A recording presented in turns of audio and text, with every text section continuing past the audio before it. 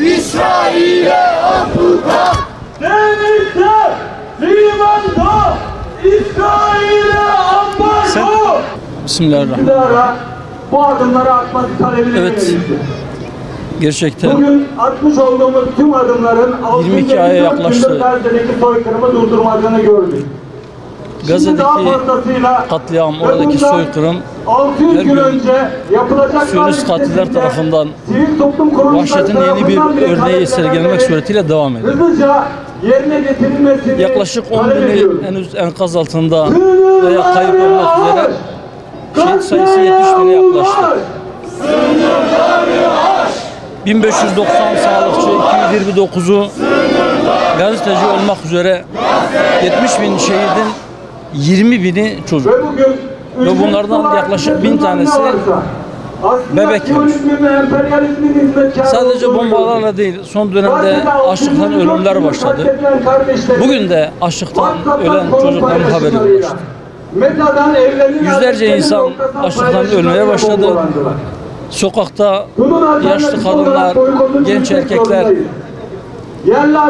açlıktan derileri kemiklerine yapışmış vaziyette, günlerdir bir şey yemedik, açız, Allah rızası için bize yiyecek bir şeyler ulaştırın diye insanlığa seslerini duyurmaya çalışıyor. Fakat maalesef insanlığın özellikle yönetici sınıfı kör ve sağırlar oynuyor. Şüphesiz katil sürüsü, Siyonistler bunu tek başlarına yapmıyor. Her türlü askeri ve siyasi desteği Amerika vermeye devam ediyor. Bugün yine Avrupa basında çıkan haberlere göre oradaki masum sivillerin üzerine atılan bombaların parçaları Avrupa Birliği ülkelerinden gidiyor. Daha geçtiğimiz gün Çin tarafından gönderilen, normalde sivil amaçlar için üretilmiş bu alanda bir çalışmaya hava araçlarının ayın 15 itibariyle nasıl silahlandırılıp bombalar bağlanıp oradaki sivillerin üzerine gönderildiğine dair haberler okuduk. Yani bu kadar olamaz dediğimiz her ne varsa hepsi oldu. Uzun bir süredir, özellikle 2 Mart'tan sonra, yani ateşkesin bozulmasından sonra oraya hiçbir yardımın girmesine izin vermedi. Hep engel oldu. Birleşmiş Milletler'in yardım organizasyonlarının Gazze'ye girişine engel olundu. Ardından bütün insanın aklıyla alay eder gibi Gazze İnsani Yardım Vakfı adlı bir vakıf kendileri kurdular.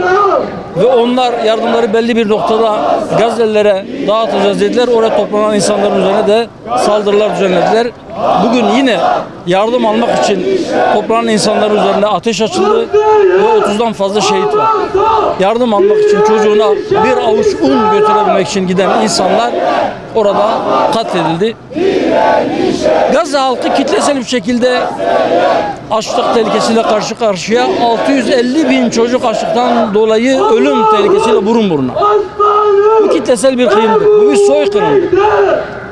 Soykırıma ulaşmış böyle bir açlık karşısında aslında uluslararası camianın yine uluslararası hukuktan almış olduğu bir hak vardır, bir yetki vardır ve taşıdığı bir sorumluluk vardır.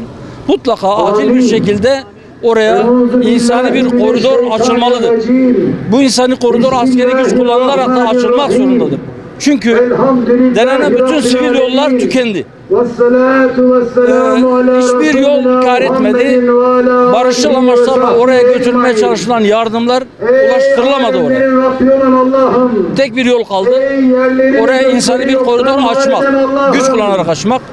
Savaş gemilerinin eşliğinde denizden oraya insani yardım gönderilmesinin zamanıdır. Eğer bugün değilse ne zaman? Ve buradan bir kez daha tekrar ediyorum.